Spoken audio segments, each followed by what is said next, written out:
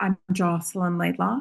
I'm the National Ambassador for Colorectal Cancer Canada, and I am a survivor of stage 3A rectal cancer, diagnosed in September of 2022. Oh my God, I can't. It's starting to, I'm getting far enough out now that I have to recall the year, right? Yeah. So, Shane, you and I were diagnosed in the same year. That's correct. Yeah. Yeah, it Yeah. was April 1st for me, the day before my 34th birthday. Pretty much came out of nowhere. Just during a routine colonoscopy, they were expecting to do a hemorrhoid banding procedure. Put up with symptoms for a long time, kind of didn't take them seriously enough. During COVID, that certainly didn't help either, getting appointments. I had a number of delays just because of that. Um, Finally went to the family doctor, was kind of on the fence whether I want to even bring that up or not, because it's a sensitive area. Yeah. And, there's some degree of embarrassment over it, even though there really shouldn't be. But Jen was really on my case, and so I did finally mention it, got a referral to see a specialist. Still no suspicion of cancer. It never came up, never crossed my mind. They just, booked a scope and a banding, and I was expecting to go back to normal life after that without symptoms. And yeah, got the kind of shock diagnosis after waking up in the hospital. It's earth shattering, right? Life changing completely. Yeah, it's even thinking back to the drive home from the hospital, I don't really. I think I called my mom, and that's about all Yeah. I remember telling her that. I don't know how Jen got us home safely. How I drove us back. Like it Yeah. was kind of like a blur. I remember calling my parents in the moment, like because they lived out west at the time actually, because we're based near Ottawa. And just telling them the news, and they're like, no, it's April Fool's. This is an April Fool's joke, but why would you joke about something like this? And I said, no, like this is what happened. And yeah, we were just telling our parents and kind of like what's next. Like we were actually in the middle of planning our wedding too. So we had to kind of put that on hold and think about what's next. I mean, you don't think about something like this happening and all the things that have to happen relatively quickly, but at the same time, you don't know when it's going to happen. You don't know when the tests are going to happen. You don't know what's next. But so your world stops, but at the same time, so many things are happening at the same time. It's kind of like a Yeah. weird dynamic. Yeah. So, Shane, just to be clear, did you have a family history? Was there anything that you, in retrospect, should have been thinking about there, or was this completely out of the blue? So no family history at all. I was not even really familiar with colorectal cancer, to be honest. You hear of the more common ones that get attention, like lung cancer and breast cancer, I travel for work, so I was in Edmonton for about 2 years, and I started having just some really mild symptoms, seeing a little bit of blood occasionally, nothing that got me too worried. I kind of assumed it was hemorrhoids and tried to treat it myself with over-the-counter products. And it more or less stayed the same. It never got any worse. So I just kind of put up with it. I finished that project and then I was out in Vancouver and things started kind of progressing more rapidly there. I would have a constant feeling like I had to use the restroom, um, even when I didn't at all. And the bleeding started becoming heavier at that point. So then I knew I had to see a doctor, but I still was never thinking maybe I have cancer. Yeah, I mean, I Was think there it's fear? really, Was there a fear? Because I think a lot of people put off asking or seeing a doctor when something's going on out of fear. But in your case, was it fear or was it a genuine belief that this wasn't anything serious? I think it was the second. It's not fear, just not thinking it was that big of a deal. really. I'm not one to go to the doctor a lot anyways. I've been very fortunate to be really healthy my whole life.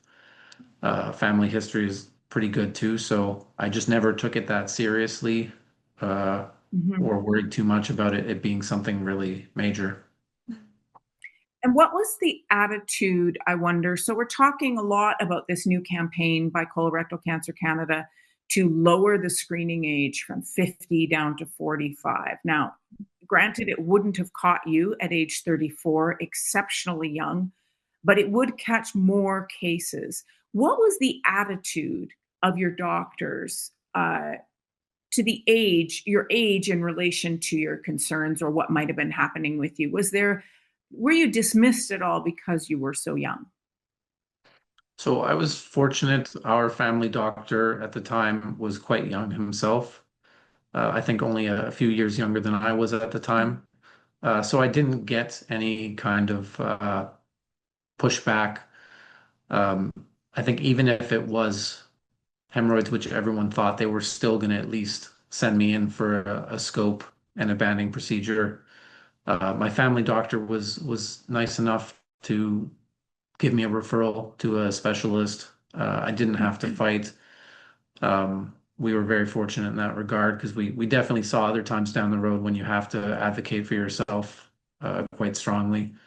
But we were lucky in that regard. It just took longer than it needed to because of shortages within our system, and then of course, COVID just making it more difficult to get into hospitals. Mhm. When you think now about the age for routine screening with the FIT test, which is the fecal sample looking for blood and stool, and then the colonoscopy, what is your sense about what we could accomplish by lowering the age to 45? How do you feel about that, and how strongly do you feel about it? I think times are really changing. Our diets have changed a great deal over the last few decades. Um, People are, I think, quite a bit more sedentary. Lifestyles have changed. So we have to adapt with the changing times. What used to work previously when it was seen as a old man's disease doesn't work anymore. So we need to adapt to the changing times. A lot of people's lives could be saved. A lot of people could be saved from having to go through harsh treatments if it's caught earlier. Um, so I'm very much a strong believer that the age does need to come down. We need to keep up with the changing times. Yeah, I would echo that too, because obviously like, I didn't go through it, but has, a family member, wife, and caregiver, like you don't want to see your 30 something year old spouse going through that, and you're seeing it more and more, and it's kind of the misconception of, oh, it's just hemorrhoids, and it's just that misconception of symptoms that are kind of being mistreated and caught too late in the game, because we know a lot of people that stage 3, stage 4, they were caught way later than they could have had it been diagnosed sooner, had it been, had they had been able to advocate more and been on the same page with their healthcare provider. So definitely, I 100% think it should be lowered. And just share with us, Jennifer, if you would, the caregiver, how you weren't even married yet. How Yeah. painful was it to watch Shane go through Yeah. this life-altering experience? Yeah, like oh, I mean, we've been living together for quite a while, but we hadn't, we were engaged. We were just planning our kind of like an elopement, but then and a reception afterwards, and we were a month away from it. Everything was basically paid for, and you're just thinking you're going on the next path of your life and the next stage of things, and you're not expecting this news to come. Usually it's, what trip are we going to plan? What project are we going to work on in our house next, right? You don't think this. And just kind of moving into that caregiver role, you really see how much you really love this person and how like you don't want to see them struggle and how hard it is for the wife or the caregivers to kind of be in that position and making sure they're taking all their medicine, making sure they're going to their appointments. It's definitely tough to see, but I didn't want to leave his side. Yeah, Yeah. she was a rock star taking care of me throughout it. Honestly, always pushing me to get up and go for a walk to help the nausea, taking me to appointments, staying with me during appointments, being in the hospital for the surgeries. Like that for me was the worst, having to stay in the hospital.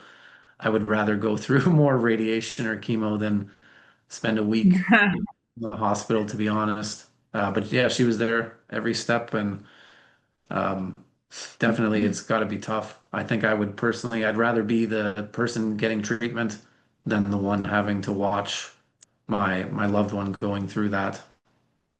Especially you're embarking on your life together. I know you'd already lived together, but you're getting married. This is the beginning, and Yeah. you're tested in the most profound way. Oh, Those yeah. vows in sickness and in health, none of us think they'll happen before the ceremony even takes place, right? Exactly.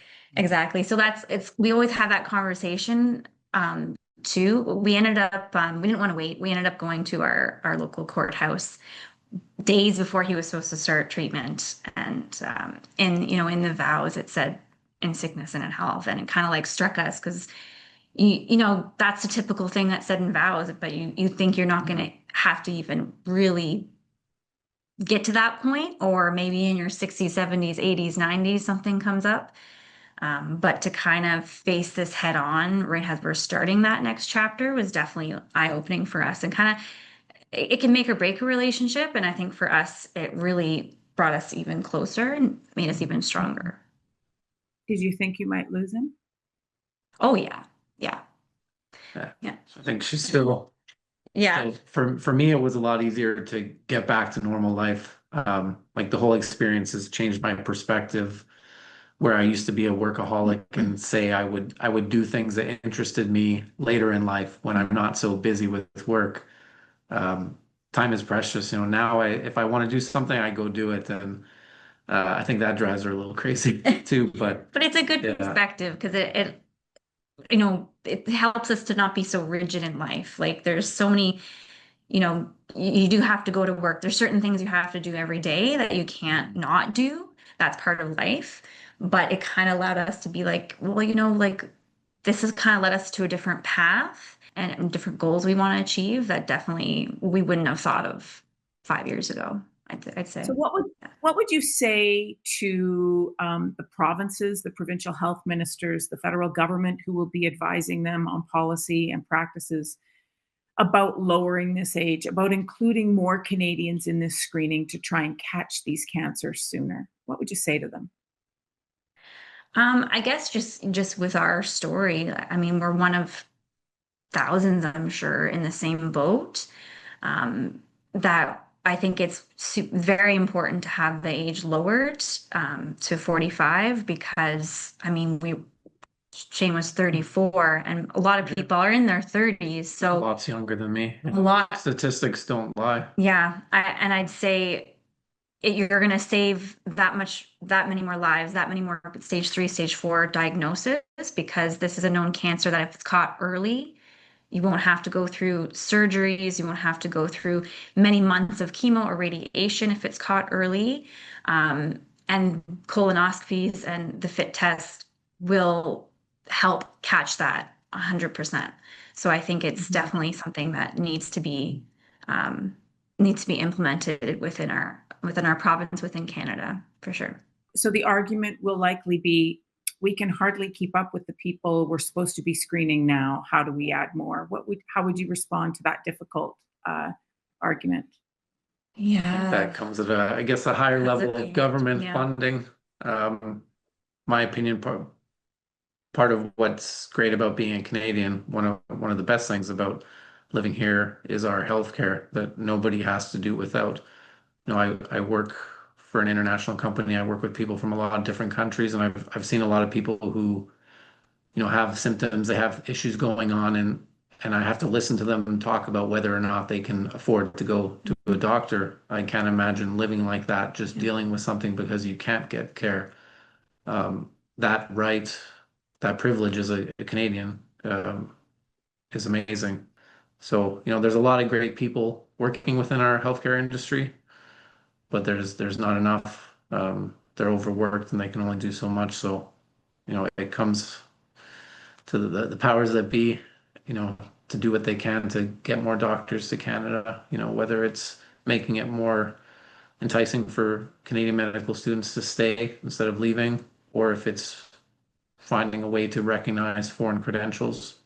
We have a lot of immigration, a lot of, skilled medical professionals moving to Canada, and we don't make it too easy for them to work in their fields.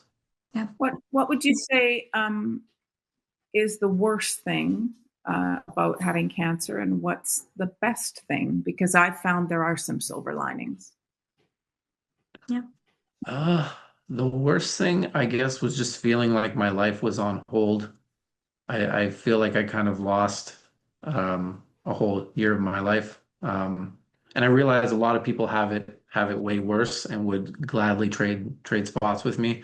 A lot of people aren't lucky enough to still be here.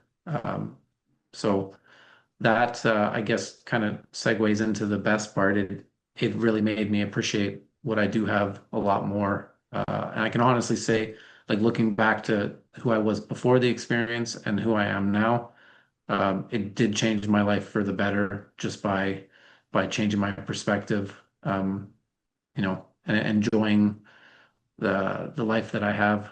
I'm lucky to be here. We have so much we can do in Canada. There's so many places you can do, like the possibilities are endless. So yeah, just having my perspective changed. Life is a whole lot more fun now, for sure.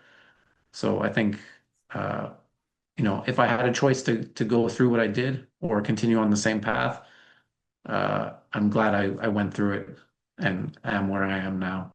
Speaking of fun, am I wrong, or are you a rabid mountaineer? Do you like to climb Yeah. mountains? Yes. Yeah. I do So a ton of did you hiking and rock climbing, ice climbing. did you continue to do this since your cancer diagnosis? Have you what has been your experience going back out? So that's actually when I really got into it. Like we had done a little bit um, in the years prior, but that was one of the things that I was always saying I would pursue more once I wasn't at my travel job anymore. But really, it was after I was done treatment and then I had my first surgery. That was kind of once I threw myself into it. I think it was about 2 months after the surgery, I had been cleared by my surgeon to start running. And at that time, we were going down to the Adirondacks a lot and hiking the high peaks there. And I just fell in love with it. Jen comes on a lot of trips with me too. I do some solo that are bigger trips she's not as interested in. My risk level is Yeah. is here, and his risk level is a little bit here, but Yeah, Yeah. we go on some hikes together Yeah. for sure. Yeah. But yeah, it just keeps interest. growing. Yeah, I've gotten into rock climbing and ice climbing down there since as well. And yeah, just anything that interests me, I pursue it. Well, it's proof that you can rebound after a terrifying incident like this, and you can live differently and maybe with more fulfillment, don't you think? Yes, Think so. definitely. Mhm. Yeah. Yeah. Well, listen, your story, of course, hits home with me. I was a little older than you, a lot older than you, but yeah, I see so much strength in what you've been through, and sharing this message is really important. You're right. People have the idea that this disease is for the elderly. That just isn't the case anymore. And I hope that this campaign helps make some change and saves lives. That's the most important thing. So thank you for sharing your story. I'm truly grateful. I wish you nothing but good health and much happiness moving forward. So thank you so much, Shane.